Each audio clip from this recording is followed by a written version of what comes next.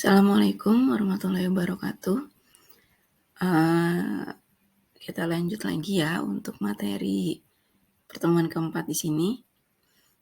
Hari ini saya mau bahas untuk arsiran.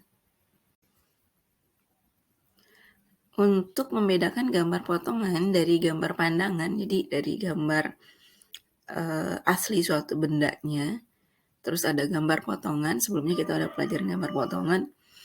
Nah, itu dipergunakan notasi atau lambang arsiran. Nah, arsiran tuh apa sih? Nah, ini teman-teman pasti udah tahu, arsiran tuh notasi yang garis tipis-tipis miring ya.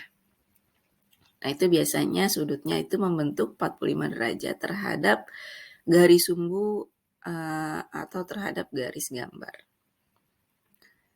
Nah, jarak garis-garis arsir ini itu disesuaikan dengan besarnya gambar. Jadi, kalau gambarnya besar, garis arsirnya juga menyesuaikan. Tuh. Nah, bagian potongan yang terpisah diarsir dengan sudut yang sama.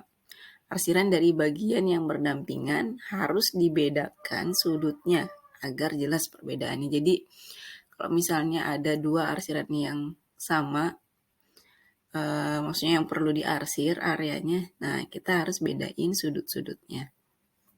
Ini di bawah ada beberapa contoh gambar arsiran. Di sini ada 4 jenis gambar arsiran.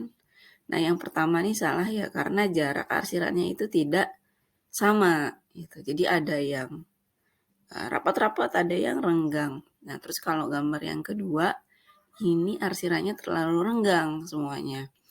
Jadi nggak pantas lah gitu, maksudnya nggak enak dilihat gitu, nggak sesuai standar.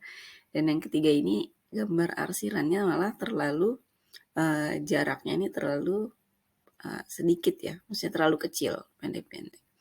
Jadi yang benar ini yang nomor 4 dan membentuk sudut 45 derajat. Nah, ini ada beberapa jenis contoh gambar potongan, maksudnya gambar arsiran pada gambar potongan. Ini yang pertama sebelah kiri bawah. Ya, ada 2 jenis gambarnya. Jadi yang satu jaraknya lebih renggang, yang satu lebih rapat. Cuma di sini ada notasi panah 50 gitu. Nah, ini karena untuk membedakan 2 jenis bendanya ya, maksudnya detail dari gambar tersebut. Jadi nggak sama. Kalau misalnya disamain nanti maksudnya malah lain gitu kan. Ini karena ada berbeda, jadi dibedakan yang satu jaraknya lebih kecil, yang satu jaraknya ya menyesuaikan juga. Yang ini juga sama untuk yang sebelah kanan, dia dibedakan dari sudutnya. Sudutnya harus berlawanan. Karena untuk membedakan benda-benda yang berdekatan. Seperti itu. Nah, ini juga sama untuk yang di bawahnya. Jadi bagian potongan yang ini kayaknya potongan mungkin kayak benda silinder atau baut gitu ya. Atau apa, jadi ada 2 jenisnya nih di sini. Yang pertama yang panjang, yang satu lagi yang pendek. Nah, ini yang panjang garis-garisnya itu membentuk 45 derajatnya serong kanan, sementara yang di atasnya ini serong ke kiri. Nah, ini contoh penggunaan arsiran.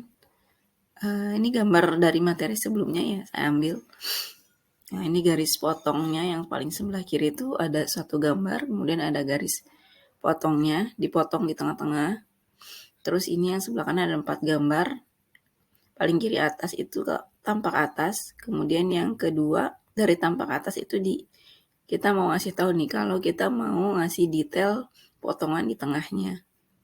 Jadi ada gambar garis terus arah panah ke bawah. Nah, kalau yang ini yang standar view-nya, dia menggambarkan sisi depannya ya. Sisi depannya yang gambar aslinya, maksudnya yang bukan potongannya. Sedangkan yang gambar C ini gambar potongan dari atasnya nih, kan yang di atasnya kan ada garis, terus ada tambang panah itu gambar garis potongnya. Nah, yang C-nya nih detailnya setelah dia dipotong itu seperti apa sih? Gitu.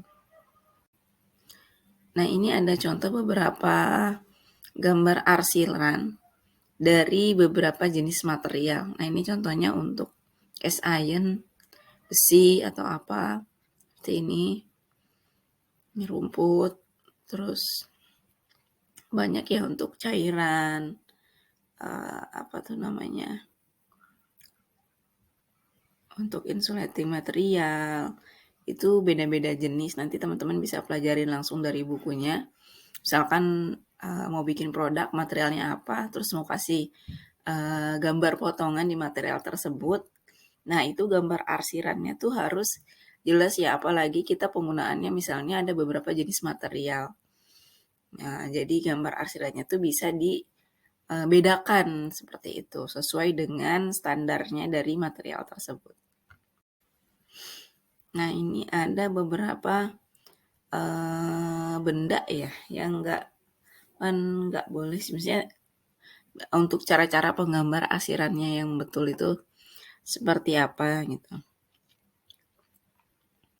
Ini gambar yang sebelah kiri gambar benda secara utuh, secara nyata. Kemudian yang sebelah kanan ini, dua kolom sebelah kanan ini gambar potongan.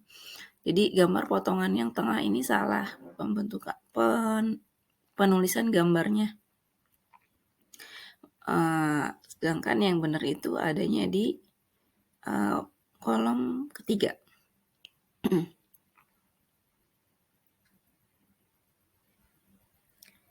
Nah, ini teman-teman juga bisa pelajarin ya.